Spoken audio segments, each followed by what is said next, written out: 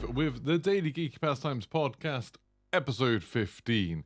Today, we're going to be talking about the main sort of topic, the main story is there a wrong way to play games? We're going to be looking at things like camping, things like killing other players in DMZ, teaming up with people who aren't actually on your team, loads of things like that. Things that people often say like, oh, that's like they're doing it wrong. Like there's something wrong with that when they get killed by it. That's kind of what we're going to be talking about, not just in Call of Duty, but that'll probably be where the focus is. We're also going to talk about 4 different news stories, including the Playdate, Division, some Disney World news, and Minecraft Legends, and maybe a little bit about Meet Your Maker as well. Meet My Maker. I don't know what that game's called. I need to look it up, actually. But I hope you're all doing well. If you want to see these podcasts recorded live, it's YouTube, 9 a.m. BST, so 9 a.m. UK time. I record all of these on YouTube. But then the VODs are up if you just look at the podcast section of my YouTube, or if you want to listen to it on Spotify, on iTunes, on Google Play, anything like that, you should be able to find it.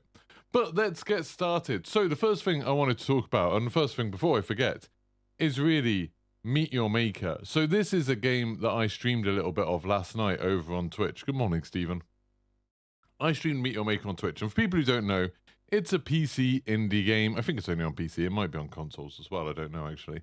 And, oh yeah, apparently it is on PlayStation 5 and Xbox Series X and PlayStation 4 and Xbox One, so you can play it anywhere. And basically, it's kind of an interesting idea where it's ostensibly a first-person shooter. It looks a little bit like Doom or Quake or something. But the idea is that you go into levels that were created by other players, and you need to steal some genetic material, some gen mat from their base, and then get out alive. And while you're doing that, they've set up all sorts of traps and monsters and things like that, and you can die in one hit, so you need to be very careful as you go through. And like the gun you start with only has 2 shots in it. You can upgrade that stuff later, but it starts off like that. And you will die in it, and when you die, the idea is you instantly respawn as, I guess, a clone of yourself. And then you can go back in and try and like work it out. If you get surprised by a trap, then you can go back in a second time and you'll know where that trap is, so you can defend against it. And then the other half of the game is obviously you spend some of the materials you get from raiding other players' bases to make your own base and plant your own traps and all of that sort of thing.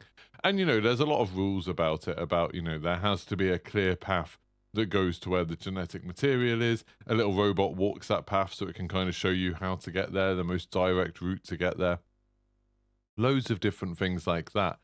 And it sounds like a cool idea. You fall into this loop of building your own base, which will hopefully kill players because then you get more resources from them, and raiding other players' bases to try and steal some resources. You get resources faster by playing other people's bases, but you can earn some sort of passive income by making your own devious bases.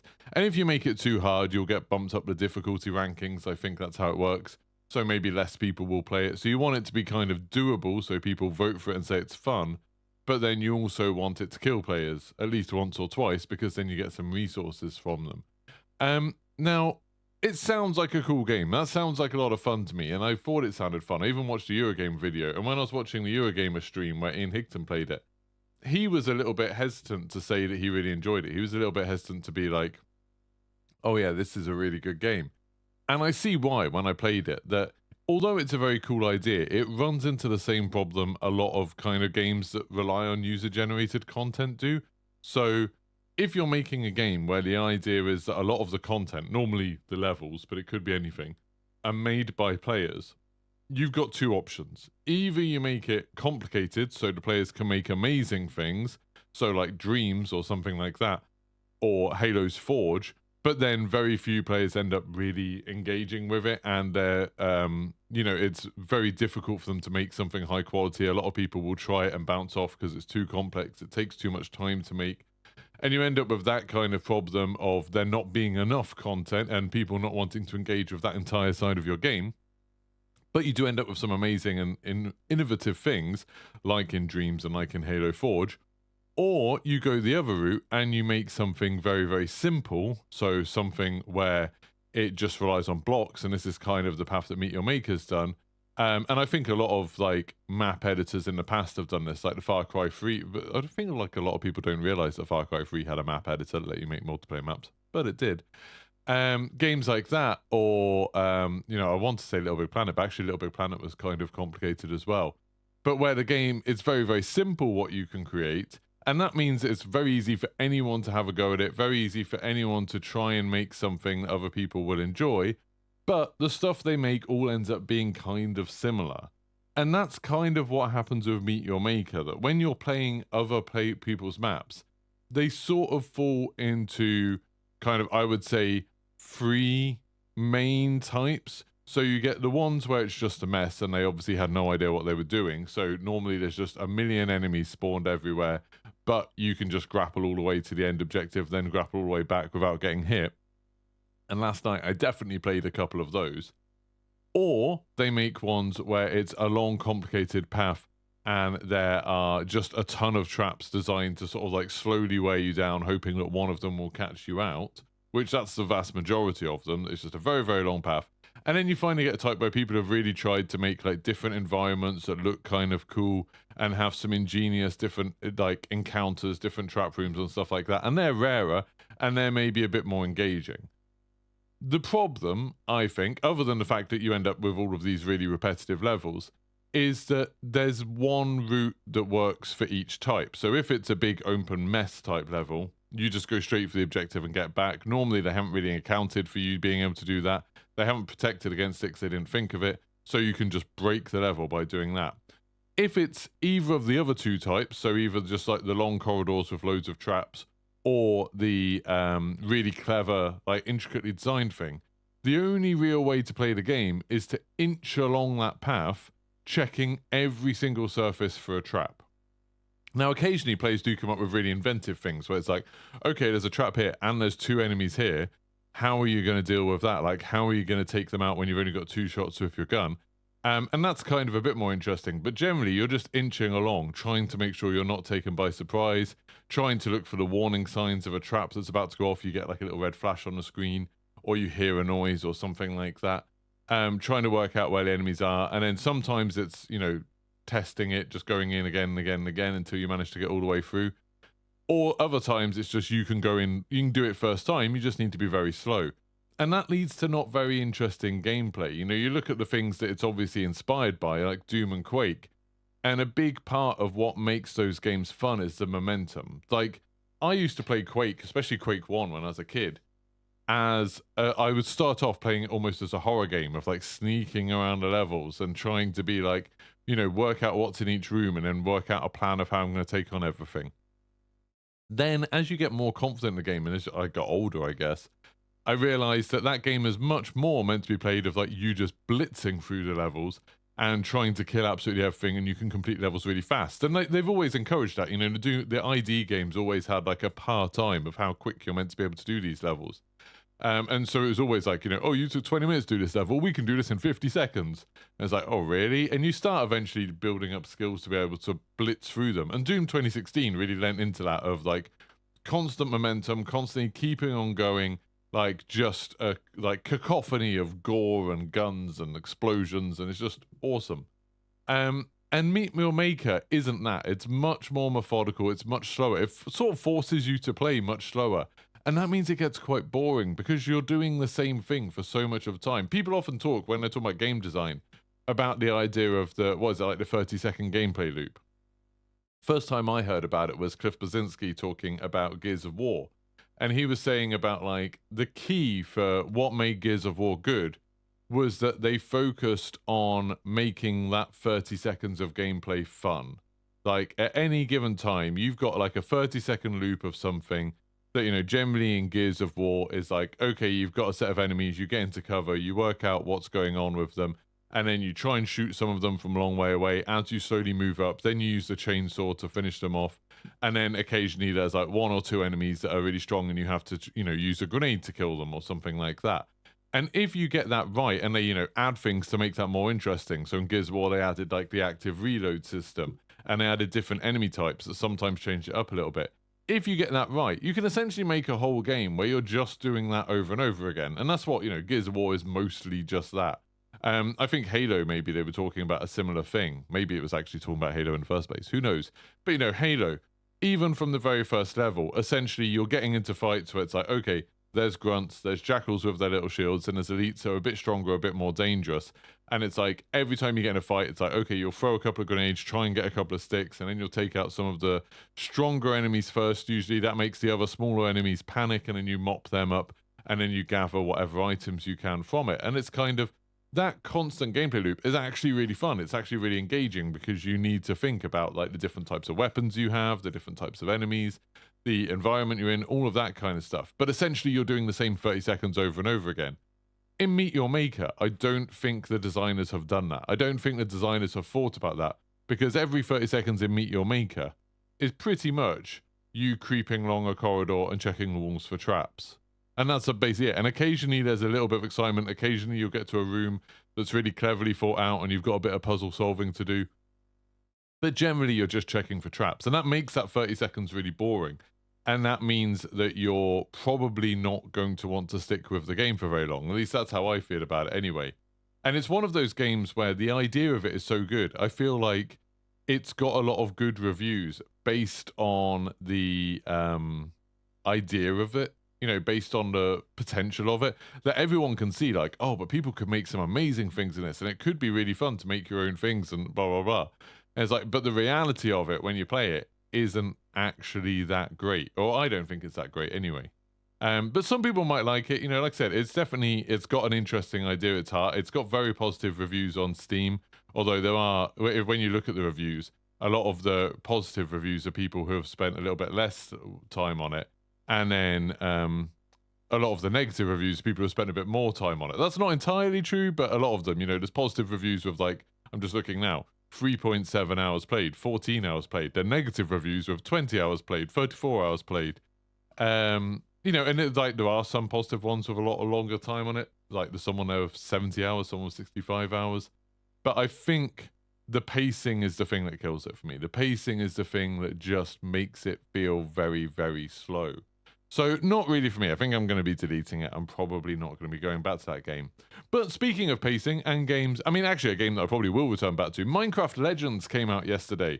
So Minecraft Legends, for anyone who doesn't know, is on Game Pass. It is a game in the Minecraft universe, but it's quite different from Minecraft. It's a bit of a real-time strategy, although that, if you're thinking of StarCraft and Command & Conquer and stuff, Company of Heroes, it's not that at all. It's very, like, basically, you ride around on your horse. You're always on your horse. You're riding around a procedurally generated Minecraft world, and it has different biomes and everything you'd kind of expect in a Minecraft world. Other than caves, I haven't seen caves in it, but other than that, you're sort of always on the top. But you go around this Minecraft world, and you get resources, and the way you get resources is just like, you have these little fairies that you command, and you're like, hey, there's some trees over there, get me some wood, and you leave them doing it, and you can set a bunch of them doing it and go back and collect what they gathered later, or you'd be like, I want some stone, or I want some iron, or whatever. And then you use those resources to build monster spawners, so you can create golems, or you can, at some point, I think you can end up getting like creepers and stuff like that. And so you make these little spawners, and you can spend resources at them to build up an army, and you can make an army. It doesn't seem very big. I'm guessing it expands later. At the moment, I can only have like 20 units at a time. But yeah, so you build those, and you can also build buildings. So there's some villages that you need to protect, and there's like your base type thing that you need to protect. You can build walls around it, you can build towers, you can build gates, all of that sort of stuff. And then there's groups of enemies around the map, and you go around and fight them. You send your units. Your units basically you press one button to make them follow you, or you press another button to make them go somewhere else and stand there, or you press another button to make them go somewhere else and attack something. And that's basically it. Like, you don't split them up. You don't be like, hey, stone golems who are good at attacking buildings, you go attack the buildings, while the wood golems that are good at attacking units, you kill all of the enemies that are spawning. You don't get that kind of fine control, really. It's very much more like, hey, all my units, you go over there and attack stuff, and I'm going to stand over here with a sword and hit stuff. Because you have a sword and you're stronger than basically everyone else. So that's how that works. But yes, that's basically the game. So you get resources, you create an army, you defend a base, and then you attack enemy bases. And like that's basically the campaign. And you slowly, as you go on, you know, you unlock new unit types, you unlock new resources, new buildings, stuff like that. You can play it in multiplayer as well, so you can fight other players, which is obviously a bit more interesting. It's like, do you build up some incredible base that's going to be hard for them to siege, or do you just try and build up as many units as possible and rush them and hope that they didn't do the same to you? There's quite a lot of strategy in there. I quite enjoyed what I played of it. I watched the reviews a couple of days ago and was like, nah, it doesn't really look that great, but it's on Game Pass, so I was like, yeah, why not? I'll give it a go.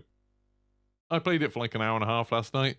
I enjoyed what I played of it. It looks really nice. Like, it's one of those games where it is using the Minecraft world and the Minecraft assets, but it does some really nice things with lighting, so the world just looks amazing. Like, water looks really good. And when you've got the sun coming over like this jungle in the distance, it looks really cool. And there's a lot of kind of little bits of humor. Sometimes you'll randomly find just like a pack of foxes that you can get them to follow you and then send them to attack enemies. So that sort of Minecraft stuff that's quite fun. The big problem for me is, again, pacing, that it's just slow. Like, everything you're doing, like, especially attacking buildings, takes a long time. Like, burning down a building takes a long time. And often, I found myself just in the first hour and a half, I could kill the enemy unit super quickly, but then I'm just spending, like, 30 seconds, 40 seconds, just hitting a building with all of my units, waiting for it to die. And there's not much like visual feedback that anything's really happening. It's not an exciting thing to watch. There's no kind of gameplay in it. It's just, I'm swinging my sword. I've got like 15 golems going to punching it. And then eventually the building falls down. And like, that's it. Maybe that side of it gets more exciting later on as you're fighting more complex bases and trying to work out how to do it.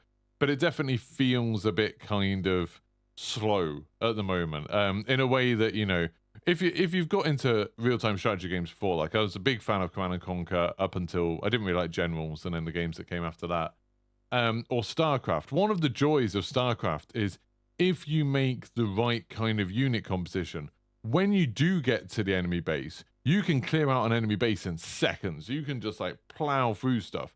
And the real interaction is coming from your armies fighting against each other. It's like, if you've got an army, you can defend your base.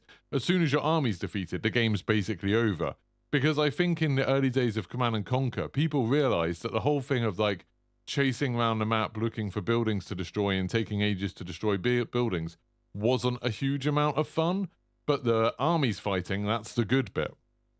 To the point where lots of games, like the Warhammer games, Dawn of War, and Company of Heroes and stuff, kind of basically gave up on the idea of base building and was just like, hey, let's just really focus on the units fighting because that's the interesting part. And I think that's what Minecraft Legends maybe hasn't done, is it's focused a little bit more on like this idea of a war of attrition because it's simpler and it means it's super easy to control with a controller, and people who have never played a real-time strategy game will be able to completely understand everything straight away, like very, very simple. I think like all of those things are really positive things. I can understand why they've done it, but it does mean that maybe the excitement isn't there. It's not even an easy game. It's like there is challenge to the game. It's easy to understand, but like the actual game throws some difficult stuff at you. From what I've seen from later parts of the game, there's some really tough types of enemies that do a lot of damage to you, and you really have to think about damage types and stuff like that. It's just the actual pacing, the actual like playing the game isn't that exciting. And so both of those, Meet Your Maker and Minecraft Legends, they're both like kind of cool ideas, but just the excitement isn't there, the pacing isn't there. I'm looking forward this week to hopefully playing Disney Speedstorm. Apparently they're gonna give me a key, they want to give me a key for it, but Disney have to okay it, which is a lot of fun. I don't know whether I'm gonna get okayed, because I know Nintendo won't send me codes for anything, and they said basically it's because I stream Call of Duty, and they're like, if you stream any 18 plus games, we're not working with you. I was like, oh, okay. I wouldn't be surprised if Disney were maybe the same, which would kind of suck. And I want to play Dead Island 2. I'm away this weekend, but I will be back on Saturday or Sunday, depending on the weather. So I'm looking forward to playing that. I'm hoping they're more exciting. I'm hoping they've got that like instant rush of gratification, because apparently I'm very, very impatient, which kind of sucks. Affa's just saying, I remember Black and White 2, where you could have an army, but it really was about the Pet of Miracles. Yeah, like Black and White 1 was a really good example of kind of what I'm talking about, where in Black and White 1, anyone who remembers playing that, like the old Lionhead Peter Molyneux game, it was a really cool idea, having this like monster that you only kind of indirectly controlled, and it sort of had behavior of its own, and you had to kind of like tempt it to do things. And then you had, little people that, again, you could perform miracles and stuff, but you couldn't directly do that much to influence them. made a lot of the objectives quite slow and quite like a pain to do. So it was a spectacle. It was incredible to look at. It was a lot of fun to watch some of the things that was happening. But when you were actually trying to complete an objective, sometimes it was super frustrating. Like, you know, you just needed someone to do, your pet or some of the villagers to do one specific thing, and they weren't bloody doing it. It was like very frustrating, and it took a long time. And you know, I think like they improved upon that with Black and White 2. They made Black and White 2 much more kind of combat focused and much more like you had a bit more of an opportunity to have a direct influence on what was going on, which made it a lot better. And I feel like that's what Minecraft Legends needs. That's what Meet Your Maker needs. It just needs someone to come in and like tidy up that gameplay loop and say, hey, we need the player to be doing something interesting every 30 seconds. We need the player to be doing something that, you know, feels like it has an impact and requires some kind of thinking or some decision making that's a bit more interesting. I mean, Meet Your Maker, to be honest, I don't think can be fixed. I kind of want to do an episode of the podcast at some point talking all about user-generated content and, you know, mods and map making and stuff like that, and talk about, you know, Dreams has been announced that that's shutting down, which kind of sucks. And talk about, you know, Halo Forge and stuff like that. Battlefield Portal. I think we'll do a whole episode on that because I think that's a really interesting topic.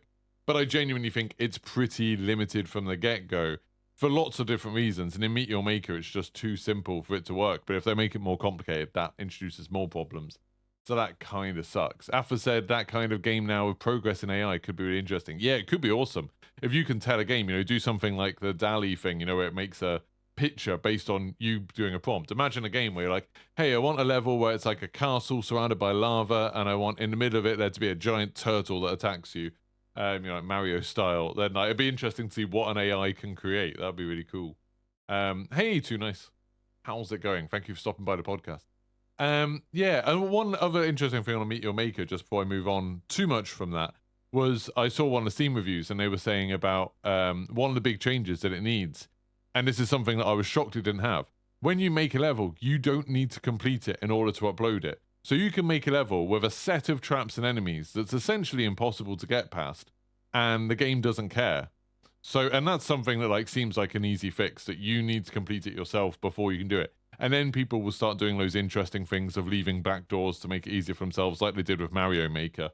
I think that would be interesting. But yeah, that's another thing that kind of lets it down. Sometimes you get into a level and it's like, I'm fairly sure this situation is impossible, or at least beyond reasonable to complete, which kind of sucks. But anyway, I mentioned Disney. I mentioned Disney Speedstorm and the fact that I need to be okayed by Disney. There is some interesting Disney news this week. This is Disney World news. This isn't really gaming related, but sometimes I like to talk about theme parks because it's like my other big passion. I talk about video games online because my theme park stuff doesn't get as much traction, and I don't want to do vlogs, basically, which is the main way you get to talk about theme parks. But I do love theme parks, and I love theme park news. And one of the interesting things that has been happening this week, and it's a fun little drama, just if you're interested in political drama or you're interested in Disney drama, it's got everything, really. Basically, in Florida, Disney World own the land that their parks are built on. That doesn't sound too surprising until you realize just how big Disney World is. Like, Disney World is like 4 major theme parks, 2 water parks, like probably like 10, 11 hotels. I don't know, there might be more than that. A bunch of different hotels, a shopping district, some crazy golf courses, a bunch of different lakes that they run boats on and stuff like that, a bunch of golf courses. It's huge. Like, it's probably massive. It has motorways in it for like UK people who haven't been. It literally has motorways running through the property. The county I live in England doesn't have motorways, but Disney World does. It's huge. And the way they achieved that, the way they managed to sort this out, is they basically bought up a lot of the land when they were planning Disney World. And they didn't buy it as Disney because I think they realized that that would sort of set off some red flags for the government and stuff like that, and for local residents. Instead, they bought it as this company called the Reedy Creek something. I can't remember. Reedy Creek Estates, Reedy Creek, whatever. And Reedy Creek, anyway, is the name of this company that basically owns all of the land that Disney World's on. And it's a Disney company. Like, Reedy Creek is very much like run by Disney and owned by Disney. But it's like a separate company for the sake of paperwork and whatever. And because they own so much of the land and everything they build is on there, they basically get to govern it. There's some weird, it's the Reedy Creek Development District, maybe. And they weirdly they own this land and they get to govern it. And I'm not really sure how that kicked off, how that started. But they do things like they get to do the inspections on their rides. When you go and you look at like in the elevators in Disney World hotels, there's like a thing saying inspected by the Reedy Creek Development Board or whatever. You know, they're governing themselves. As far as I know, they kind of run like their own police force, their own hospitals, stuff like that. Like they have a lot of the various infrastructure that normally you'd expect to be run by the government is in-house by Disney, because it's obviously a bit cheaper for them. It lets them make things the way they want to. It means that they don't have to get planning permission when they're building new rides or new parks or new hotels, because like they're the ones that are running the planning permission. So they own this entire like a council, essentially, local council. Anyway, for whatever reason, the governor of Florida, Rick DeSantis, is this politician who, he's a Republican, you know, he's one of these people who was like buddying up to Trump and stuff, and Trump loved him. Now Trump doesn't like him anymore, calls him a meatball for some reason. He's one of these Republicans, you know, very much about public image, very much about being loud, doing stuff for the press and stuff like that, and not really worrying about the consequences. And he's had it in for Disney for a while.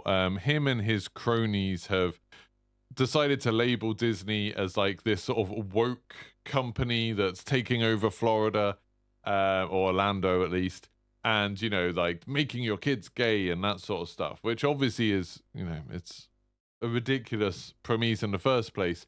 But yeah, like I was watching a video the other day where one of his people on his team was like, Florida's gonna get known as a place where woke goes to die. And it's like, what, if you're thinking about woke as like being aware of social injustice, it's like, what, do you just want Florida to be the place where people aren't aware of social injustice? That seems like a weird goal.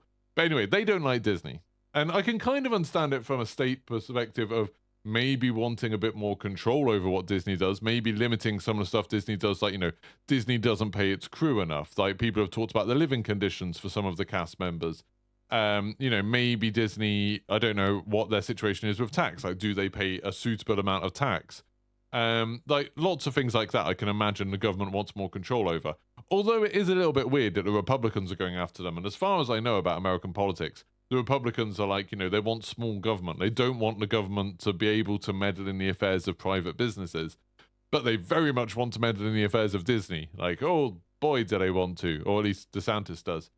And so Rick DeSantis, as one of his big like policies, one of his big things, he's wanting to, you know, get elected to be the presidential nominee for next election.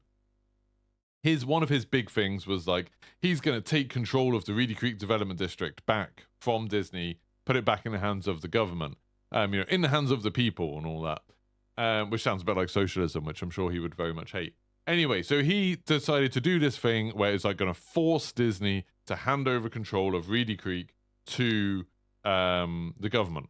And Disney did this thing that everyone thought was well, not everyone, but a lot of Disney fans thought was very, very funny, in that they basically, just before they had to give control away to the government, they made a load of rules, which were things like Disney World doesn't have to ask for planning permission for anything until like 100 years after the youngest the youngest member of the royal family dies or something. Like I think it's one of Harry and Meghan's daughters, or William and Kate's daughters or something, one of the princesses, Lilibet, I think it is Princess Lilibet. It's like something like 100 years after Princess Lilibet dies, they don't have to ask for permission until then.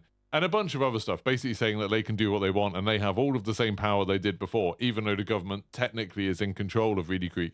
And I think it even ends up with the government paying for a little bit more than they used to. Like, they've got to pay to maintain the roads or whatever. But yeah, so it basically was something where it worked out that even though the government was trying to strip control away from Disney, Disney ended up putting a load of legal things in place that would make it so they get all the benefits they wanted and then some. And now Rick DeSantis this week has come out and said on, I think today, Wednesday, or maybe it's tomorrow, that he's going to do a press conference and he's going to strip away all of those laws. He's just going to repeal all of them. So then the government can do what they want on Disney World's land. They can build what they want over there. And, you know, people have said, oh, what he's doing is probably illegal. But it kind of doesn't matter, because even if he does do something that's illegal, like repealing all of these agreements and all of these laws, Disney would have to protest it by going through the Supreme Court that happens to be run by a majority of Republicans at the moment, and is going to be for the foreseeable future. And it's kind of like, it's doubtful whether they could even necessarily win, but even if they did win, it would take years and years and years and years of the government having control of Disney World land. And Rick DeSantis has come out and been like, we could build other amusement parks on their land. We could build a prison. Like, he's literally was like, he had a smile on his face, so I assume it was kind of joking, but he's like, we could put a prison next to the Magic Kingdom. And it's like, oh my God, that's like ridiculous. That's like almost like cartoon villain style talking. But yeah, so this is a big drama. I think it's today. They're having some meeting where they're saying that they're going to repeal it today. So it's going to be interesting to see what happens. Obviously, if there's any company that can defend itself in court, it's probably Disney.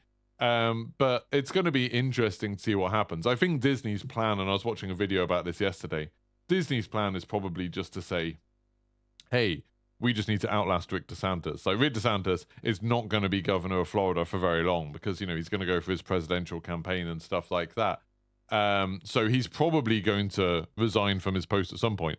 They just need to delay everything until that happens, which, you know, could be like 2 years. So they'll probably just keep on kicking things into the future until he's not governor anymore, and assuming the next governor won't have such a big wish, a big dream of killing Disney as much as they are. But it's very, very strange. It's like, as someone that doesn't really have a horse in the race, it seems quite entertaining. I imagine if you live in Orlando, it's probably something where it's quite polarizing. You know, do you like Disney? Do you like all of the employment it provides, all of the tourism that comes? Because bear in mind, it's not just people coming to Disney. A lot of people go to Orlando because of Disney, and then will spend money in the hotels and the restaurants and stuff like that in the city. As much as Disney want you to spend all their money and stuff in their hotels and restaurants, they're very expensive. So lots of people stay in villas and hotels and stuff in the main city.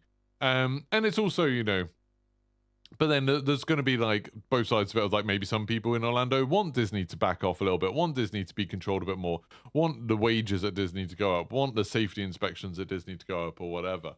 But yeah, I don't know. It's interesting. It's an interesting thing to watch. I hope Disney get to carry on building what they want selfishly, because I like going on the stuff that Disney builds, and that's kind of it. Just reading a little bit of what people are saying in chat.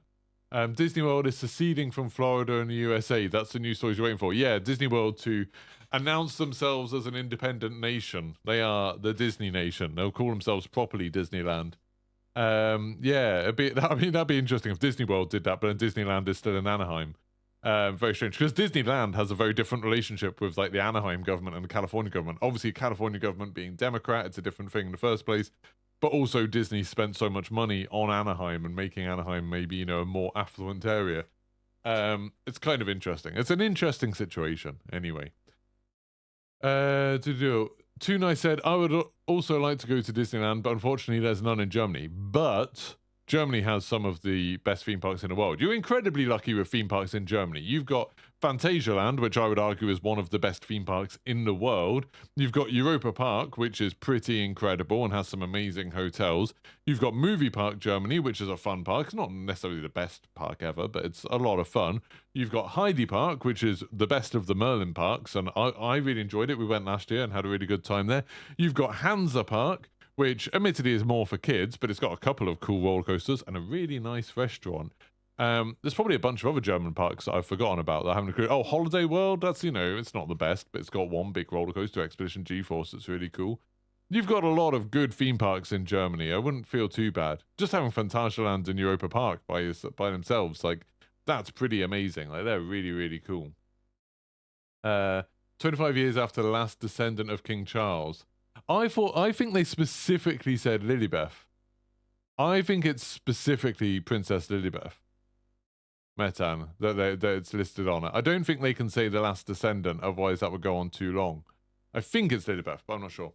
Anyway, so yeah, that's kind of interesting Disney news. Do let me know in the comments below if you watch this or listen to this later, how you feel about me talking about Disney news and theme park news on here, because I'm really interested in it, but I get it if people are here for gaming stuff.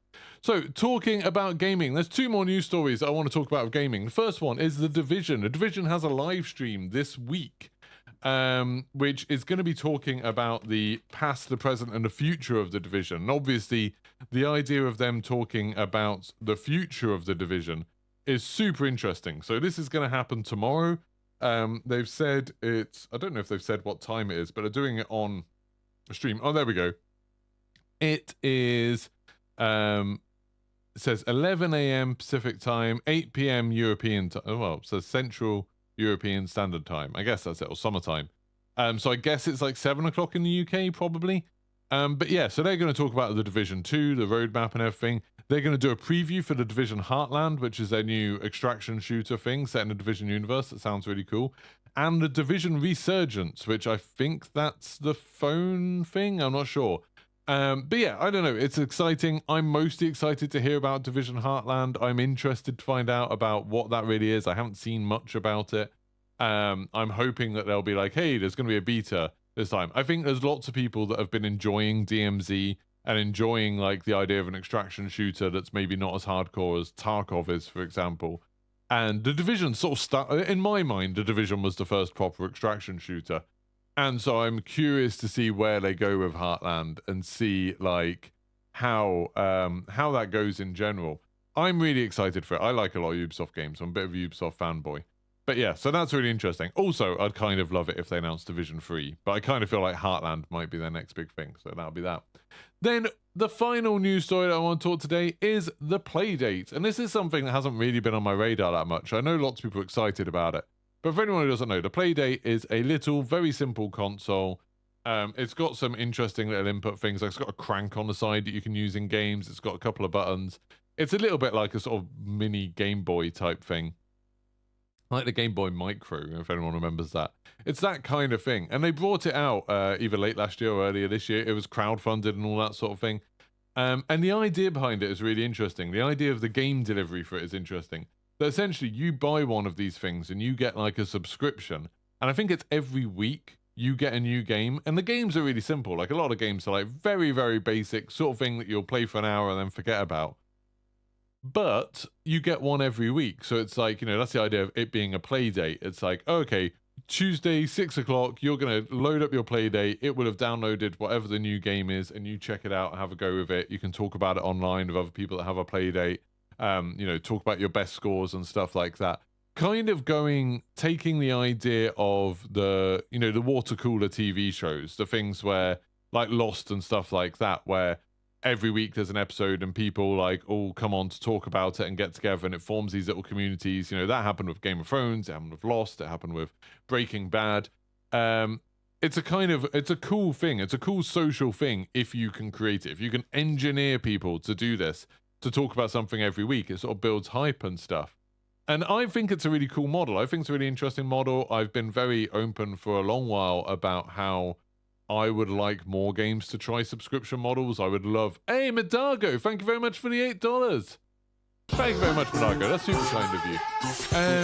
You can become members and super chat and stuff if you're watching the podcast live. I really appreciate any of the support. It keeps me doing this for longer, so thank you.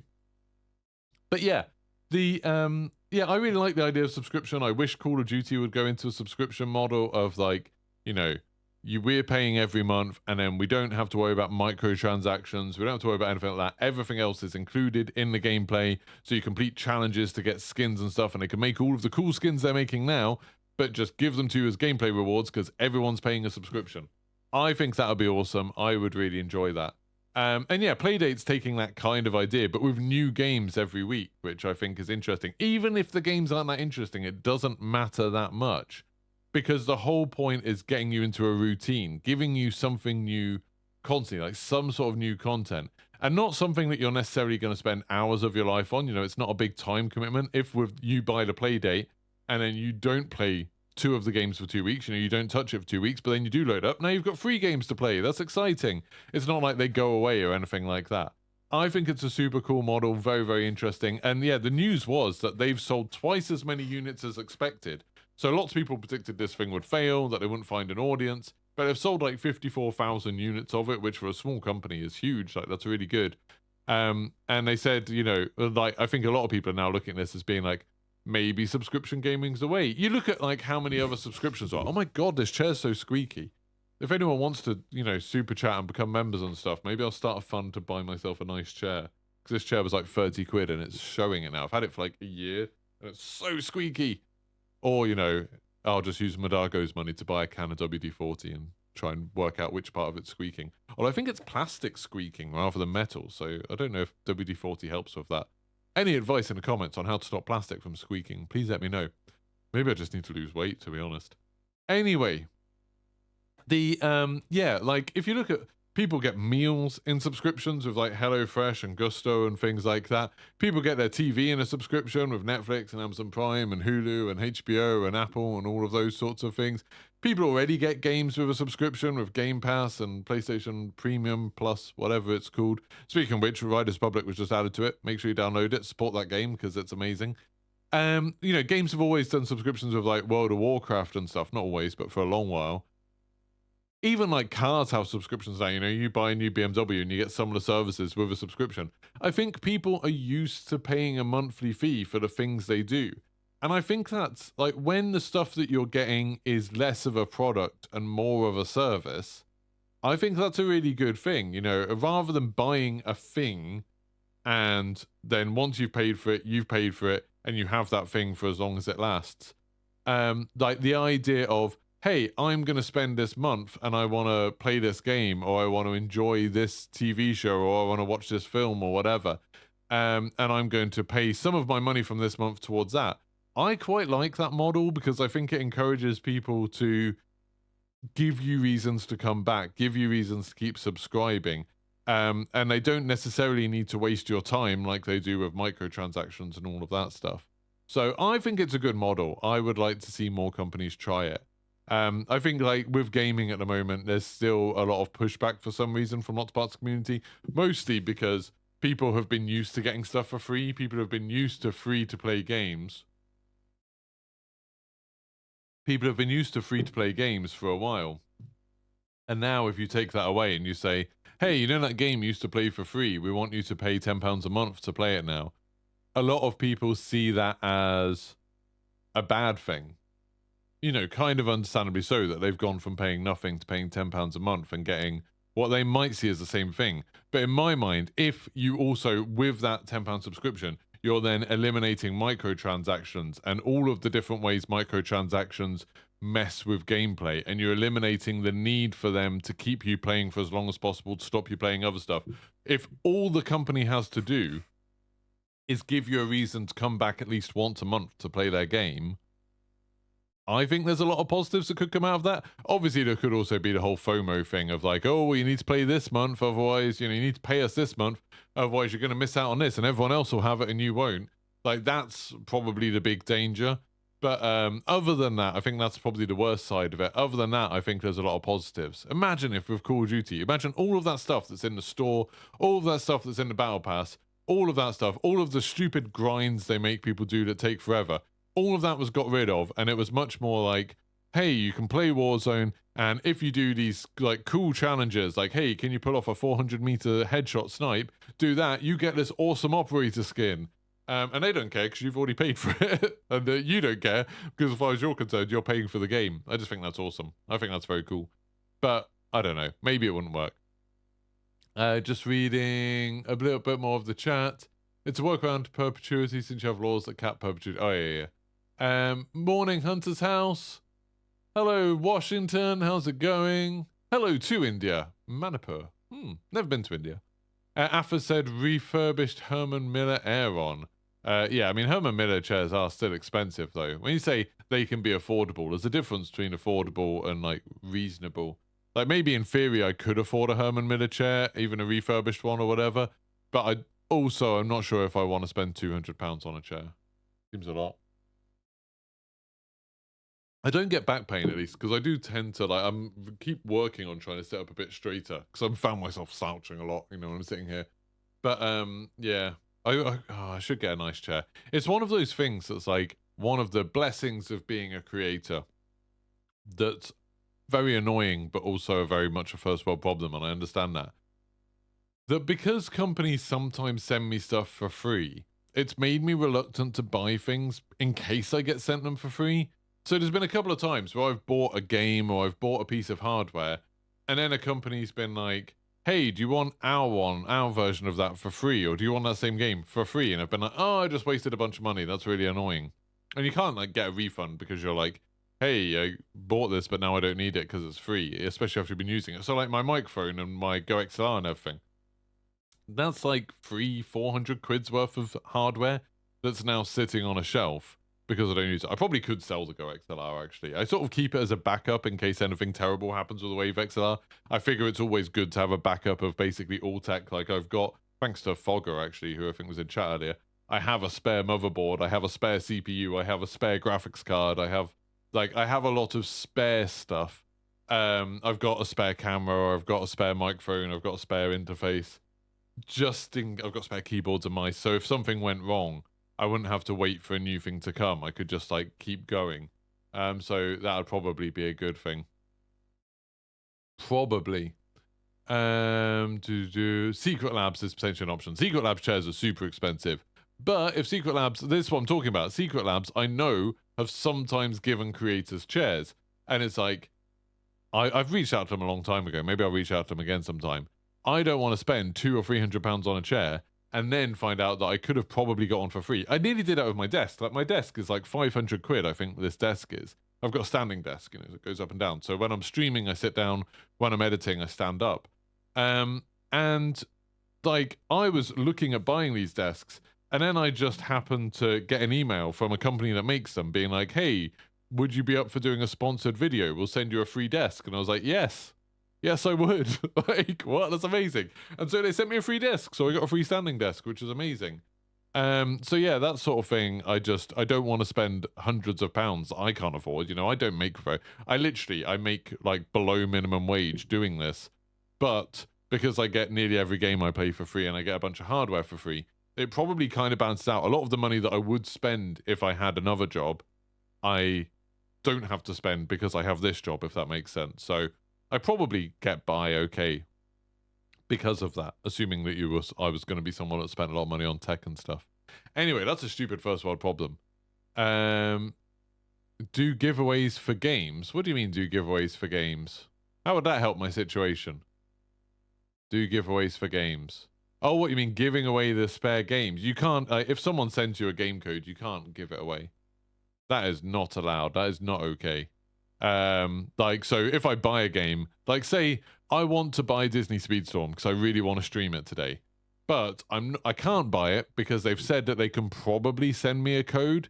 So I don't want to spend £25 on Disney Speedstorm, start playing it, and then them send me a code, and then I can't do anything with that code. I can't give it away because that's kind of unethical. You can't give away a code that they've given you for the sake of streaming and stuff like that. So it just gets wasted, which is very, very silly, a bad situation.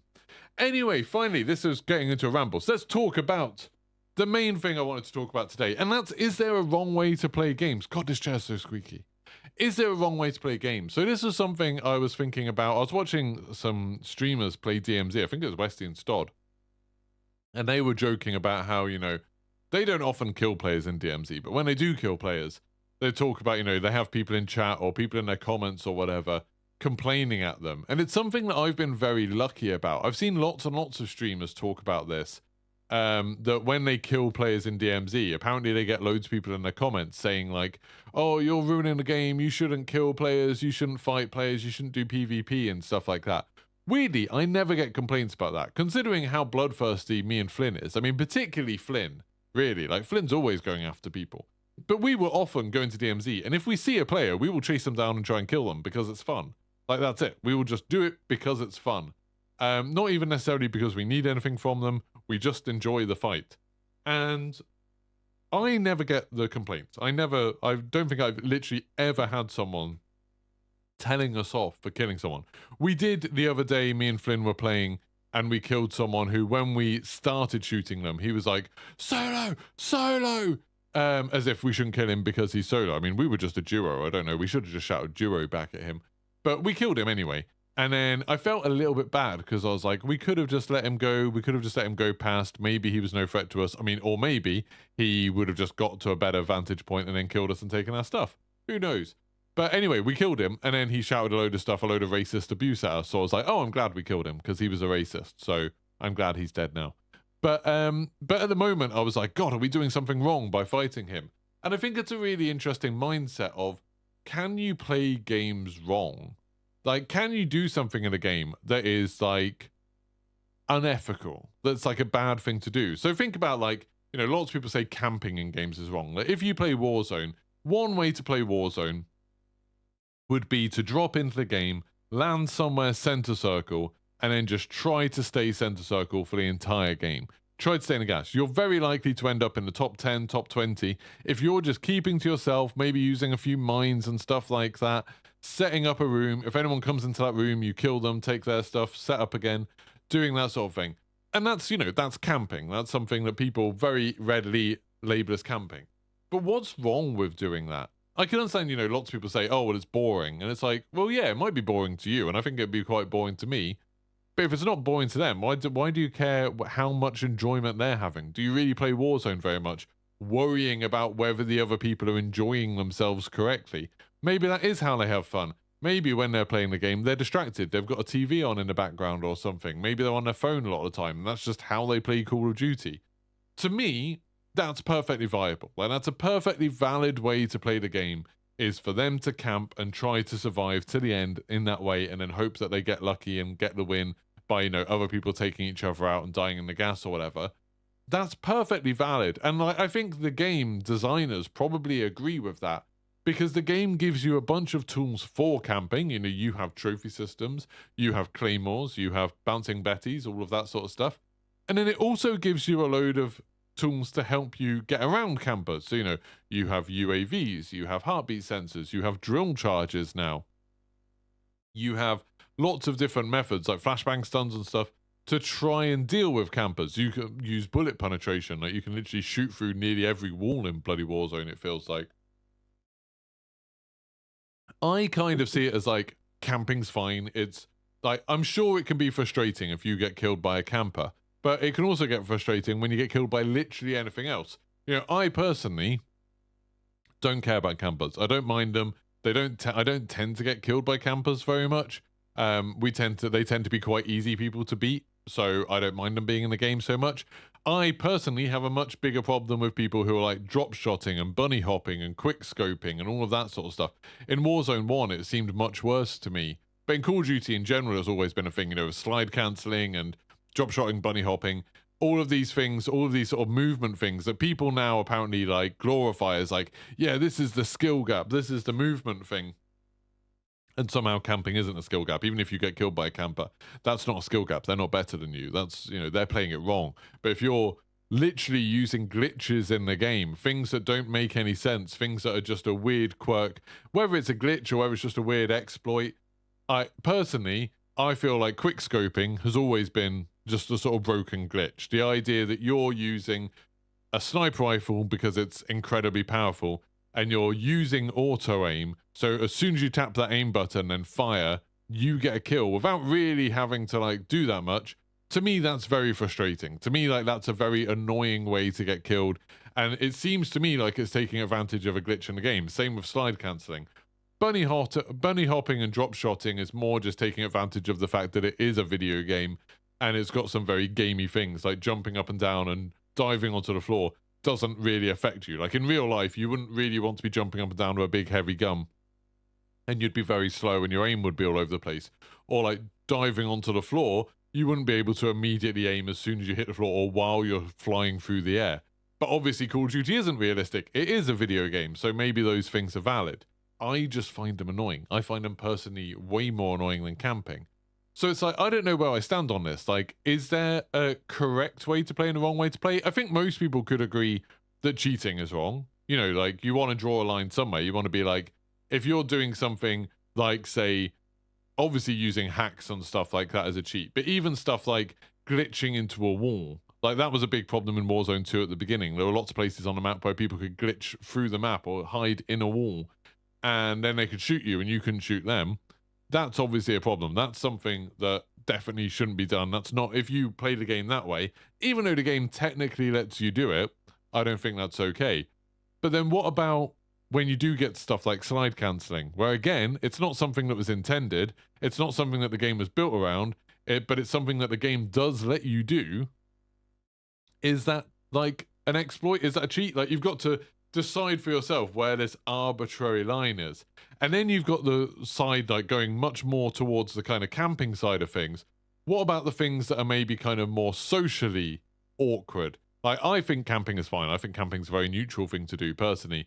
But what about people who, say in DMZ, say that they're friendly and then betray people? To me, that's kind of part of the game. Like, if someone says friendly, I'm just not going to trust them. I think they're stupid. But, like, that's kind of a thing, maybe? Like, is that a bad thing to do? I think it's an interesting kind of problem. And it happens in lots of different games. Like, someone just mentioned, Affers was talking about Dark Souls. About how I know in Elden Ring, and I assume the other Dark Souls games, when people are dueling, they tend to agree that they just don't use Estus flasks. They just don't heal up. Because it's kind of, it just drags the fights out unnecessarily. And if everyone agrees not to use them, then it's kind of a fair fight and it's all okay. And you don't have to worry about how many Estus flasks you have or anything like that. And so that's a kind of interesting thing where it's just a kind of agreement. And if you were fighting against someone in Elden Ring, you were doing a duel, and then they did use an Estus flask, I still even think then it's not the biggest deal because, you know, most people probably don't know about the whole Estus Flask thing. It's a thing in their community, but obviously you're always going to get random people trying out the game for the first time. They're not going to know that that's a thing. So, you know, it's maybe like, I don't know. I don't know how you would even go around dealing with that. I can't imagine you could be too mad about it. What else are other people saying? Midago said, everyone plays different. There's always a way to get past the camper, and yeah, the game's designed to give everyone opportunities to play. However, Cold War... Oh, no. He hasn't gone on to say the next thing. Oh, no, full stop. I don't know. Maybe that's the end. However, it's a strange word to end on. But yeah, I genuinely think, like, my basic consensus is, if the game was designed around something, I think it's fine. If the game was, like, clearly that is a part of the game that's designed, that's fine. And that's why I think camping's okay. That's why, you know, rushing into a room and trying to use, like, dead silence and flashbangs, stuff like that, that's okay because the game's kind of designed. When it gets to, like I said, drop shot and quick scoping, I'm a bit like, I don't think the game's really designed to do that. I think you're just, like, exploiting the mechanics. But sometimes I'm fine with exploiting the mechanics because it's funny. Like, I really like stuff like, oh, a new GeForce Game Ready driver is available. Just got an announcement. Like, I really like stuff like in Battlefield Bad Company 2, you could put C4 on a recon drone and then fly the C4 to the enemy objective on rush, and then blow it up using the drone. And the drone wouldn't be damaged because there was no friendly fire, and it would be your teammate's drone. So then you could fly it back, put more C4 on it, and just keep on doing that. You could win objectives just by continually sending explosive drones over there that could fly back that were invincible. Like, that's probably not okay. Like, that's probably something that isn't designed in the game. It's not meant to be done like that. You know, the drone shouldn't survive that, but it's just kind of a quirk of the rules of the game allow you to do it. And so you're kind of not bending the rules, but you're doing something that's borderline an exploit to achieve it. And that's, you know, that's the gray area. That's the thing that's not so great. Ymir says, oh, sorry, Matan said Cold War bunny hop was insane in the beta. Yeah. And, like, I personally don't like the bunny hopping type thing. I don't, you know, partly just I'm not very good at all the crazy movement. But, like, bunny hopping and drop shotting have always really annoyed me in games. I hate it when people do it to me. I was really happy with X-Defiant that you can't go prone. It's, like, good. I'm glad you can't go prone. You don't need it in a 6v6 shooter with small maps. You know, it makes sense if you're on something like Battlefield and you're sniping across the map and stuff like that. But in something like, you know, 6v6, like arena games, I don't think you need it. So I'm trying to keep up. Ymir said, especially in multiplayer, yeah, sure, camps are annoying, but you know where they are. Just go kill them. Bigger problem is the sweaty guy running around. You never know where he strikes from next. But I think both those gameplays are fine. Like, you know, I've said many times on a stream, I'm not a big fan of people talking about sweats and tryhards and stuff like that. To me, it's just like, generally, when people use terms like that, they mean sweats and tryhards are people who are better than them. And therefore, people decide to label them like that, as if, oh, these are people that don't have a life, they just play Call of Duty all day and they're obsessed with it, so they're really good at it. But that's okay, I'm more well socially adjusted than them, you know, like that's why that I'm at like I'm at the peak level of performance. Anyone better than me is clearly playing it wrong or living their life wrong, and then anyone who's worse than you is a bot and a noob and an idiot and don't have, you know. I hate this whole thing. I think a lot of it's down to Dr. Disrespect in his community of saying like, oh, you know, he doesn't have any thumbs. He's like, Timmy no thumbs. And it's like, oh, I hate these kind of like insults of like someone who's just not as good at the game as you or was unlucky in a firefight, and people just making fun of how terrible they are. It's like, oh my God, grow up. It's very much like, I was thinking about this the other day, that a lot of the gamer rage, a lot of toxicity in gaming really, really reminds me of what it's like if you ever have to watch over a bunch of kids playing, like, you know, primary school kids, like, you know, 10-year-olds, that sort of age, where if they're playing and, you know, you'll get some of them acting kind of tough and acting like, oh yeah, I'm great, and then as soon as something goes wrong, they'll start crying and they'll start complaining and they'll say that it's not fair, and you know, like they'll start whining to whatever authority there is and stuff like that. And if they get told off, if they get told they're doing something wrong, they'll be like, oh, but what about so and so, what about so and so, or like they started it, or like, oh well, this game's stupid, I'm not playing anyway. And it's like so much of like the Twitter conversation about Call of Duty, or when you watch a lot of streamers play Call of Duty and you listen to them talking, is just that, like exactly that energy, exactly that kind of mindset, just like, but with adults. And I know lots of people say like, oh, you know, well, a lot of people on Twitter and stuff like that are kids. In my experience, surprisingly few of them are. Like, and nearly every time I've got into some kind of back and forth argument with someone on the internet, it's always turned out that they're an adult, and it's like, oh, this is much sadder. This isn't just some kid being ignorant, you know, because kids can be kids, like fine, kids can be ignorant. They don't know how to socialize properly. They don't know how to play games. They don't know how to be like a gracious winner or a gracious loser or anything like that. Like they have to learn that stuff by being embarrassed. They have to learn that stuff by like acting like a jerk, and then someone telling them, you're acting like a jerk. Don't be like that. Don't cry when you lose.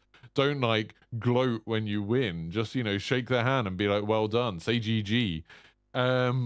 Like they need to be taught that. But when you're an adult and you're like that, it's like, this is weird now. Like, stop every time you lose saying that like, oh, they were cheating, oh, it wasn't fair, like, oh, I'd beat them normally, but it's just, you know, oh, I've like hurt my ankle today. Like, just, oh my God, just accept that some people are better than you and some people are worse than you, and all of that is fine because you're just playing a stupid game. Doesn't matter. Anyway, sorry, I ran about that a lot, but it just, I've seen a lot of posts like that lately on Twitter, where, especially with, you know, the whole that Call of Duty player that was caught cheating or whatever, a lot of the like back and forth about that is so unbelievably childish, and it's just really embarrassing that it's like adults doing it. It's really embarrassing that these like embarrassing to me, like secondhand embarrassment of seeing them doing something embarrassing and them not being embarrassed makes me more embarrassed, if you get what I mean. It's my sort of social awkwardness, I guess. But God, it's weird. Like, they need to grow up. They really need to grow up. And you see it a lot. Like, you know, in my chat, don't call people tryhards and sweats, and don't call people noobs and bots. Just like try your best to just, you know, respect other people. That's it. Just try really hard. And you know, it's easy sometimes. It's easy to get carried away and wrapped up in a moment. And I know I'm probably guilty of it sometimes in streams. But like, you need to check yourself. You need to be like aware of when you do it and be like, no, like what we're talking about. Sometimes, like when I used to do spectating videos of Call of Duty, like, you know, I tried doing some of those because it's easy content basically. And you know, I like talking, as you can tell. I like just chatting to all of you. Sometimes I'll be watching people and it's really tempting to start making fun of the way they play. And it's like, but you don't know what's going on with them. This might be the first time they've played. They might be doing it while they've got some like brother or sister screaming, running around them. They might be doing it while they're actually also looking at their phone because something important's happening. They might just be a bit tired. Like, who knows? There's a million different reasons someone could play in a bit of a weird way. Calling them like a bot, calling them a scrub, calling them an idiot, calling them like a noob and stuff like that. It's just insulting a stranger for no one's gaining from that. No one's getting anything out of that. You're just being rude to someone. Like, that's it. You're just being a jerk. Like, don't be like that. And similarly, if someone beats you, immediately jumping to say like, oh, they must be cheating, or the game wasn't fair, or like, oh, how did that happen? Like, it must be lag, it must be something else. Rather than just giving someone the respect to say like, oh, fair play, they were better than me. Or like they, sometimes people can get lucky and that's fine too. But like just having that kind of little bit of respect to be like, oh, GG to them. Like, it goes a long way. Like, it's a big deal, I think. Like, to me, it's a big deal. And it's a much better energy. I hate it when you watch a streamer for a long while and every time they die, it's because they're a hacker, or because they're a camper, or because they're rushing, or because they're, a stream sniper, or because, like, whatever it is. Always some excuse. It's never like, oh, that was good of them. It's always like, oh, they suck in some social way, or there's some technical problem or something like that. I'm definitely the best player ever. Maybe it's a confidence thing as well. Maybe it's because I'm not very good at Call of Duty that I'm like, I'm happy, I'm secure, not knowing that I'm not very good at Call of Duty, whereas some people have built up a character of like being amazing at Call of Duty, so they need to protect that by dismissing any time that there's evidence to the contrary. Maybe that's what's going on now, I don't know. Anyway, sorry, I'll carry on reading the chat. Someone said, Affa said, oh, sorry, no, gone ahead. Metan said, is teaming wrong in Warzone? Teaming's a really interesting thing. So teaming, for anyone who doesn't know, is when, say you're playing in solos, and then you group up with another player to do something, to take enemies down or something like that. And again, I think it's like, it's not just it's right or wrong. It's like there's different levels of it. Like if, say, you are in Warzone duos, and you're alive as a single, there's another person alive as a single player, and then there's a duo. If you could somehow communicate with that other solo to take down the duo first, that's in both your interests, so that makes sense. And I think that's fine. That's kind of fun, emergent gameplay. If you queue up to a game of solos with a friend, hoping to get in the same game and have an advantage because of that, I think that's kind of scummy. That's kind of cheating. Like, that's not something you should do. I think that's basically cheating. I'm pretty sure you can get banned for doing that. In DMZ, the whole thing about like joining up to try and make a group of 6, or group 4, group 5, or anything like that, I still don't really know where I stand on that. Obviously, it's kind of fun sometimes. We had a lot of fun. Me and Flynn took down a group of 5 when it was just 2 of us the other day. That was super fun. That was super cool. So it does make the gameplay a little bit more spicy, but it is also very annoying when, like, on a Sheikah Island, if you had 2 groups of 3 go in together, queue up at the same time to join up together, and then go kill everyone on the island, which I'm sure happens, that's not so much fun. That's cheating again. So I would say if you're queuing up into a game, trying to get beyond a team limit size to play with people you're communicating with and you're friends with, then I would say that's not okay, personally. The only time we've ever done stuff like that is in DMZ, when we're doing missions where we have to kill someone in a particularly weird way and it's super annoying and grindy. Then we've gone in and queued solo in DMZ, which, bear in mind, is a trios game, and we're going in solo, and then we join up to become a trio. That's, I think that's okay, because it's like, we're not going past, we could have just queued up as a trio in the first place. We're just trying to complete a mission. We're not getting an advantage over any other players doing that. So yeah, so I think it's kind of fine when it happens in an emergent way, when it happens in a natural way. Not so good when you're engineering it to try and get around team limits. Personally, that's my thoughts. Mage Carver said, those glitches or whatever they are require a lot of repetition to perfect the skill. Quick scoping, advanced movement, etc. Add a lot more depth to the skill gap. I think all playstyles are fine. Yeah, like, I get there's like different views on it, different perspectives on it. Whether or not they require a lot of repetition to acquire the skill or anything, to me that doesn't matter. Like, it doesn't matter how hard you have to work to do something in a video game. I don't really care about that. It's just a video game. I do think stuff like quick scoping and advanced movement, or, using glitches in the movement system, I think all of that stuff's kind of nonsense, and I wish it wasn't in the game. I just wish they'd fix stuff. Like with quick scoping, when they realized what was happening, that obviously people were using sniper rifles in a way that they weren't designed for. I wish they'd fixed it. Like, that'd be better. To me, at least. But, other people have different thoughts. Alpha said, sweats are not a problem. I'm a full tryhard in Call of Duty. Do I find camping frustrating? Yes, but I don't think I'm playing it wrong. Yeah, I mean, again, I don't like the whole tryhard sweat thing, but, like, the tryhard thing I just think is funny because everyone's trying hard in Call of Duty. Like, either if you're trying to win, you're trying hard. Like, that's it. If, like, if you're playing Call of Duty and you don't care, like, sometimes I'll go into Call of Duty and I'm just trying to get a screenshot or something and I don't care about winning. That's fine. I'm not going to go and complain about other people that are trying hard to win. I know I'm not trying hard. I'm just going in to get screenshots. Therefore, I know I'm not going to win. I know I'm going to do badly, and that happens quite regularly. Microstep said, I think you mean sentinels, not campers. I mean, that was like a thing that people made fun of, but it was like, I think it's quite a positive thing for Call of Duty, and I wish they'd doubled down on that, but I don't think they did because people made fun of it. I wish they'd doubled down on a whole thing of like trying to reframe that conversation of like, hey, this is a valid way to play. We are building the game so people can play like this if they want to. If you want to moan about it, just find ways to deal with them because the game has tools to deal with them. The whole like Modern Warfare 2 2022 beta was super irritating for that. Just for the community being like, oh, like, this is just made for casuals. This is just made for campers. This just promotes a sentinel playstyle. This just promotes a camping playstyle. It was all nonsense. Like, I was playing with, like, Jaff and Broken and Lackey and stuff like that. Jaff was, like, and Benny Central. Jaff was sprinting around the map, getting kills with a shotgun, rushing people, like, doing really, really well. And, like, none of us were camping at any point, and we were winning, like, game after game after game after game. And then you still had a load of the big content creators being like, oh, well, everything about this game just feeds into the, like, camping playstyle, a very slow playstyle, and that's why I don't like it. That's why I'm not doing very well. And it's like, no, it isn't. If anything, stuff like the drill charges made it way easier to deal with campers, and the maps made it way easier to deal with campers, like the layout of the maps.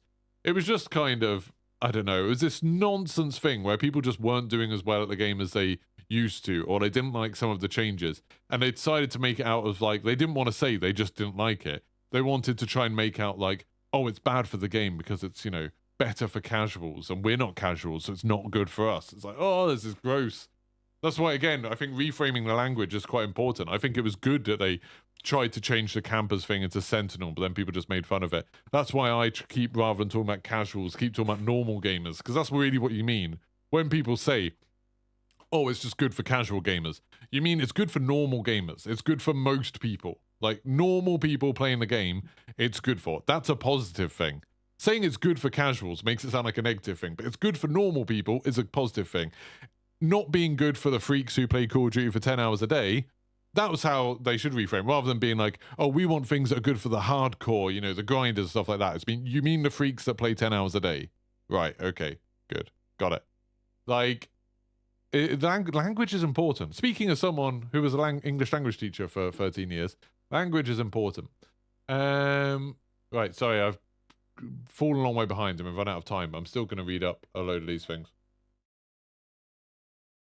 Simon said, I needed to do a quick run in DMZ and got exfil count 4 times running, turned into a pointless exercise. I don't get how I've been so lucky in DMZ.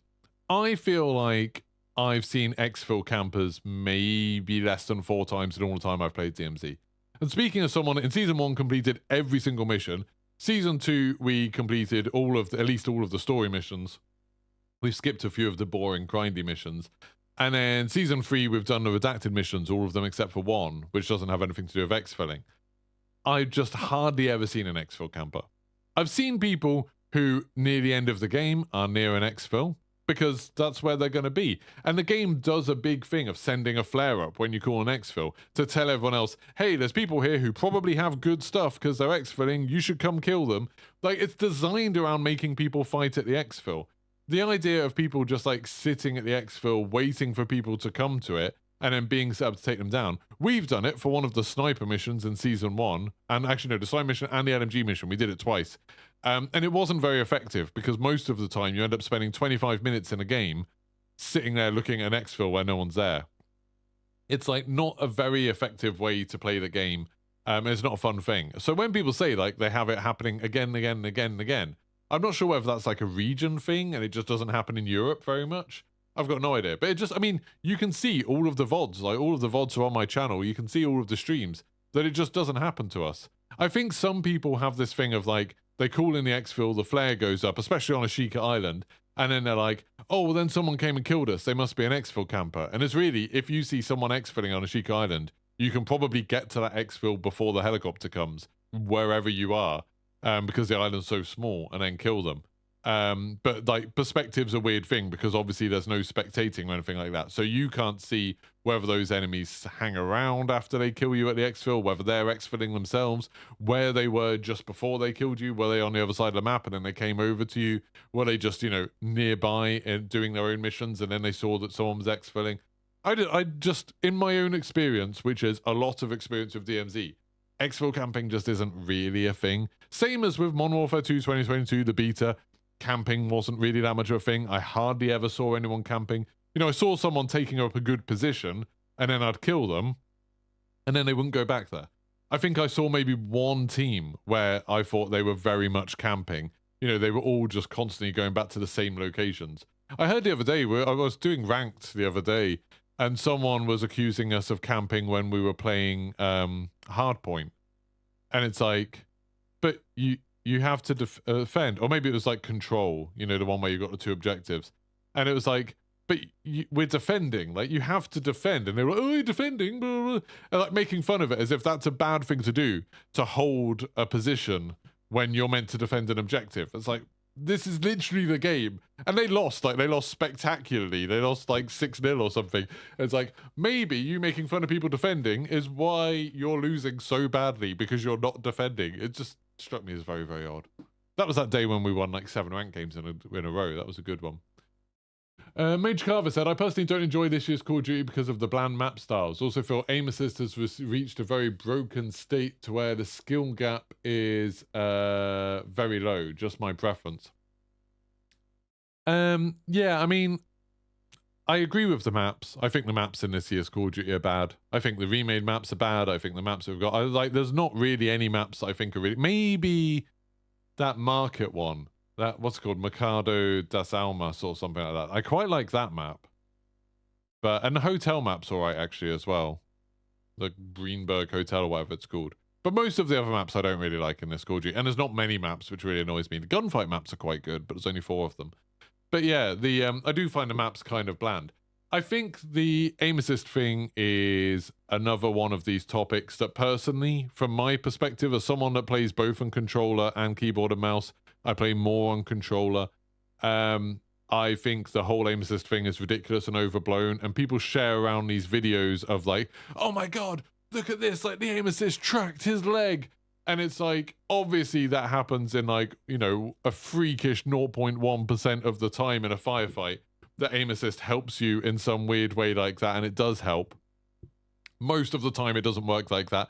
People who use controller and have aim assist still miss all of their shots. People talk about it as if it's some kind of aimbot, and it's really kind of, a lot of the time, it's moving your reticle without you really expecting it, and it's quite hard to, like, know when it's going to work and when it isn't going to work. Like, I did a video testing it with Modern Warfare 2019, and we found that, like, in one particular situation, if you're aiming above you at, like, a 45-degree angle, and someone jumps above you and lands in front of you, then it tracks them in a way where, because the tracking is slower than players can move, you end up aiming at their heads. Like, there was a very specific situation where it's like, in that case, you can kill someone without having to aim. Like, definitely that works. A lot of the time, it just wasn't that helpful, and it just isn't that much of a big deal compared to, like, say, when you're playing with keyboard and mouse and you're hitting long range shots, and it's way easier to be precise, just to click on people's heads. It's like both keyboard and mouse and controller have advantages. I really, again, as someone that has played fairly regularly on both keyboard and mouse and controller, I genuinely don't think aim assist is overpowered. I think it's a very nice way for people on keyboard and mouse to do what I was talking about earlier and say, oh, it's not fair. It's not that I was bad. It was not fair. Like, I can't win because other people are using a controller and they have aim assist. It's like, really? I remember when, like, games first started letting PC and Xbox players play against each other. It was Shadowrun on the Xbox 360. And there was a big deal where people were like, oh, well, what's the point? Like, controller players are just going to get absolutely destroyed because keyboard and mouse has so many advantages. It's just a much easier way. You've got individual buttons for all of the different things that you need to be able to do, all the different actions. You've got the mouse is like perfect aiming. You can just click on people's heads, kill them. You can drag the mouse down much more easy. You can be much more precise. Like, they were like, they're not going to stand a chance. And then, the developers found a way to balance it out. So now you have pro players who are playing keyboard and mouse and some pro players who are playing on controller, and both do really, really well. And it's like, hey, maybe they actually balanced it pretty well. And, there's some situations where I prefer using a controller. In a close range gunfight, I prefer using a controller because I think it makes movement much easier. I move a lot better using 2 control sticks rather than using WSAD. Personally, I find that much easier. But there's other situations where using a mouse, being able to spin 180 degrees very, very quickly and precisely, that's a massive advantage. Being able to shoot people from a long way away very precisely, massive advantage. I really don't think aim assist is too strong. I think it's just another one of these things. It's another flavor of the week. Aim assist is too strong. The tick rate is too low. Lag's too high. The meta's broken. Like, this method of playing is wrong. I just think it's another one of those to me. It's another excuse. That's kind of my feeling. Ymir said, isn't Doc trying to make some kind of extraction type game, but with NFTs? You find the whole idea stupid and problematic. Yeah, it's called Dead Drop. His company, Midnight Society, is doing it. He's not really developing it. He's just like the public face of it. Because I did the ARG thing at the beginning, they gave me a founder's pack for free. So I can play Dead Drop when I want. It's crap at the moment. It's like, it's not just, they're saying like, it's, super early. No, they're like, no developers ever given people access this early before because, it's untextured and stuff. That's not even true. Like, Epic did it with Unreal, the newest Unreal Tournament, which they cancelled eventually. But, like, you could play that from the very beginning. I've played plenty of games in a sort of prototype stage. Jack Frax did a really good video about a game the other day that's in a prototype stage. And all of these games, the thing they had in common was the core gameplay had a really interesting hook to it. It had a really interesting, like, thing about it that made it good. Dr. Disrespect's game doesn't. Dead Drop, there's nothing interesting about it at the moment. It's a bad game because it's super early and, it's not, the movement feels bad, it looks bad, the guns feel bad, blah, blah, blah. But there's nothing interesting about it. Like, essentially, it comes down to there's Dr. Disrespect memes in it. Like, that's kind of the hook for it. And then the hook for other people is that there's NFTs in it because a lot of the people who invested in the company and helped set up the company are people who have other investments in, like, crypto exchanges and stuff. So obviously they've got kind of a stake in trying to make more people use and buy and be interested in NFTs and crypto.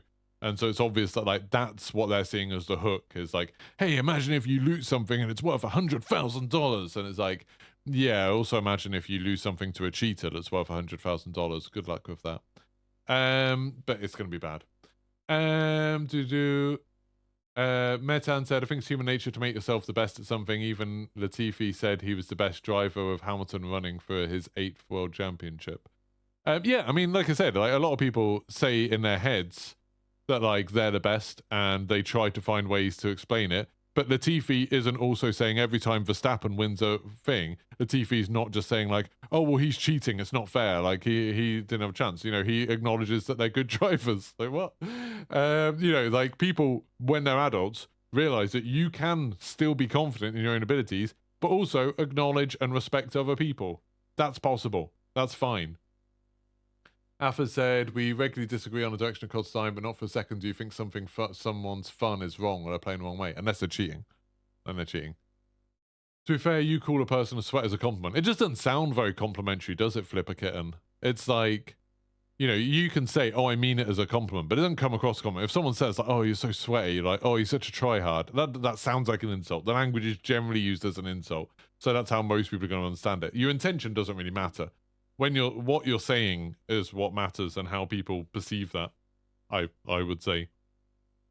So it's like, rather than calling someone sweat, you could be like, you're really good.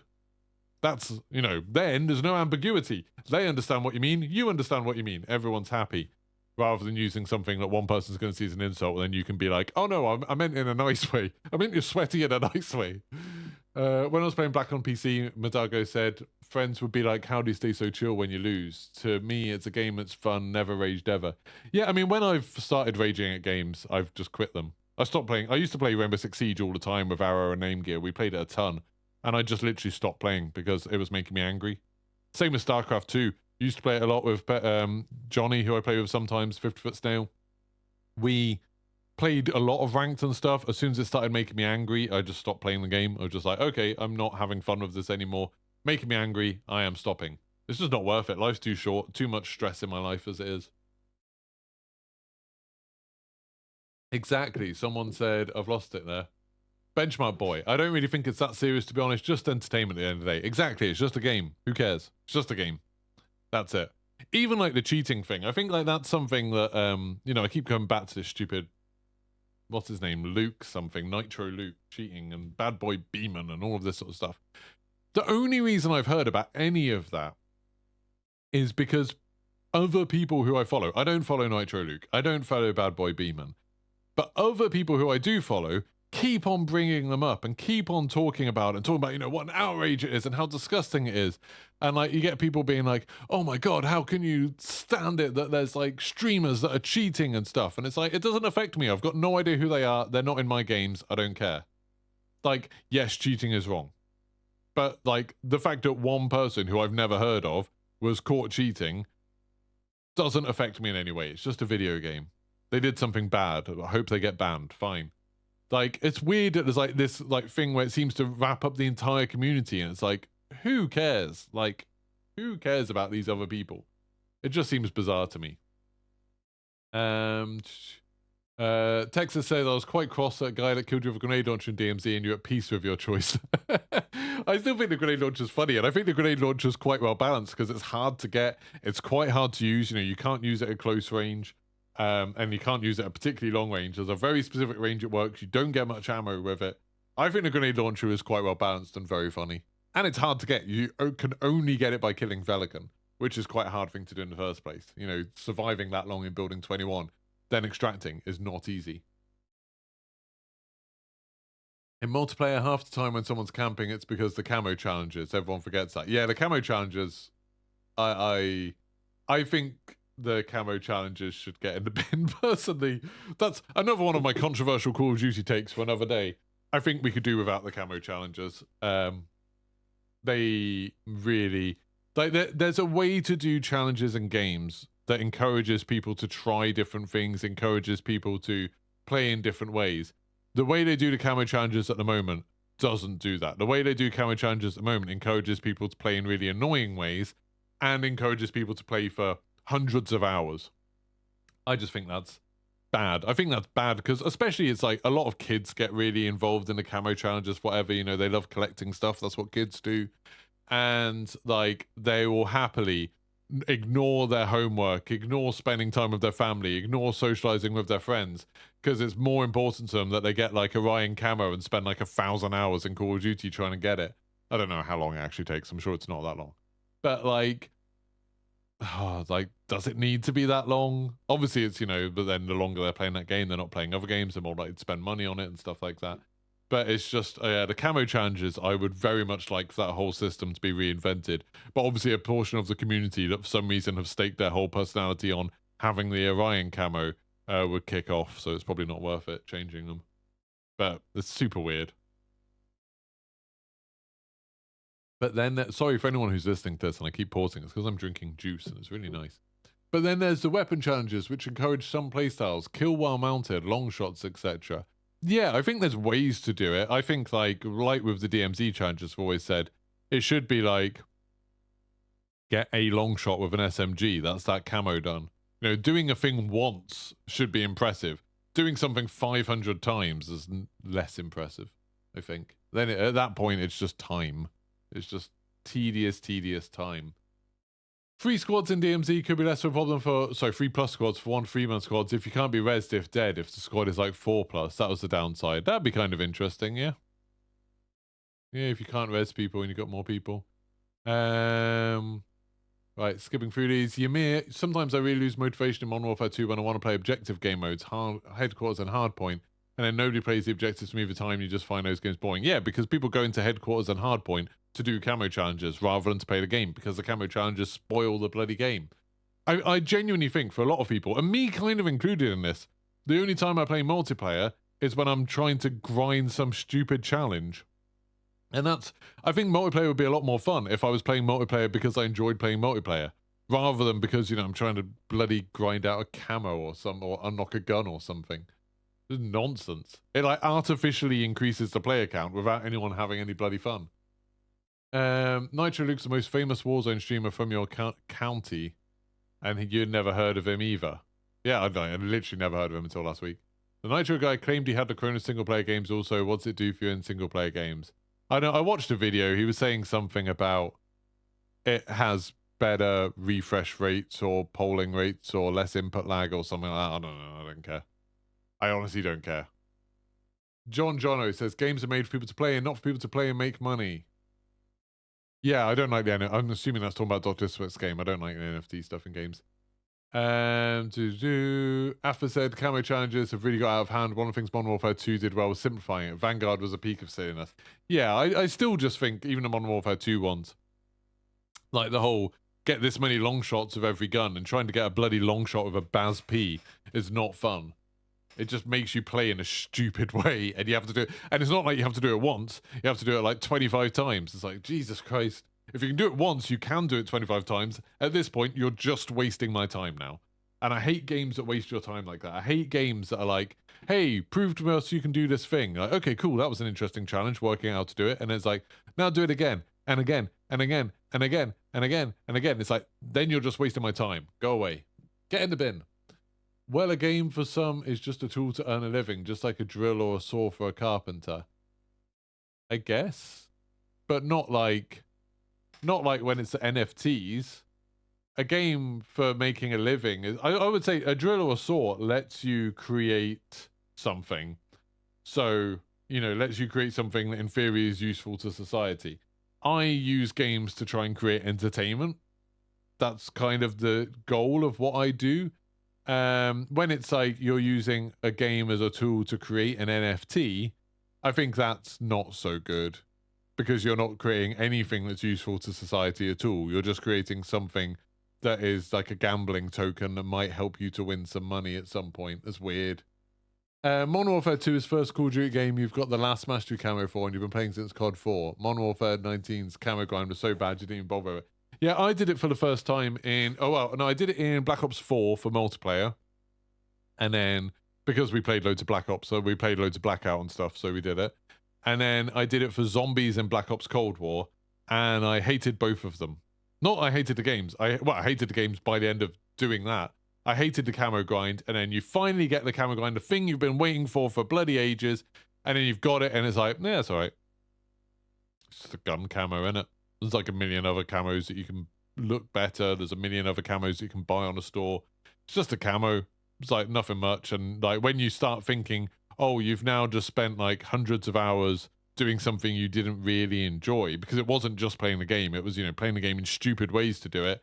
Then it starts feeling like, oh, if I'd been working for that amount of time, if I'd been doing something miserable that made me money for that amount of time, then I would have been able to buy something much more interesting than this one camo. You know, if you think of all the time you spend doing a camo grind that you don't enjoy and added up all those hours together and then got a job that paid you £10 an hour, you'd have quite a lot of money. And that, like, if you think that's how much that camo really cost you, like that's how much money it cost you. If you enjoy doing the camo grind, if you genuinely, loads of people say they enjoy doing the camo grind. I don't believe them. I genuinely don't believe them. But if you did enjoy doing the camo grind, if you enjoy getting long shots with a Baz P and doing it 25 times, then fine, good for you. I'm glad you enjoy yourself. But I don't believe people do, because it's so boring. No, I'm wearing Unmetal. It's some indie game. They just sent me this t-shirt. I've never even played the game. They just sent me the t-shirt in a post. No email, nothing. I just had a parcel turn up and it had this t-shirt in. I was like, all right, fine. Anyway, we got to the end of all the comments, and, you know, we overran by only half an hour today. That's not so bad, I guess. Thank you so much for everyone that's been watching. I'm going to do some... I'm going to do a video now about the weapon case on a train in DMZ, I think, as long as I've got the footage for it. I think I do. I'm going to make that. And then I might come back to stream. I don't know what I'm going to be streaming today. I'm still hoping I'll get a bloody Disney Speedstorm key. If not, then I might play something else. I might play, like, maybe some Kerbal Space Program. Haven't streamed any of that in a while. Maybe we'll do some Call of Duty if Flynn's about. We'll have a think about what else is going on. We might play something else. Maybe some Riders Republic. Maybe I'll play some Riders Republic. But I'll be over at Twitch if I do that. So twitch.tv/Geeky Pastimes. Thank you very much to everyone that tuned in here. Please do tell people about this podcast. Tell people about your friends. It'd be nice to get more viewers. Turn this into something that's definitely sustainable. I'm enjoying doing it every morning. But, you know, I do also need to make money. So tell people about it. invite people to come watch it. And thank you very much for that super chat earlier, Madago. That's huge, and I really appreciate it. Consider becoming a member if you want to support the channel. It's only $1.99 a month for the basic membership, the supporter membership on YouTube, and that helps me out a bunch too. I'd really appreciate that. So thank you so much to everyone that's been watching, and goodbye.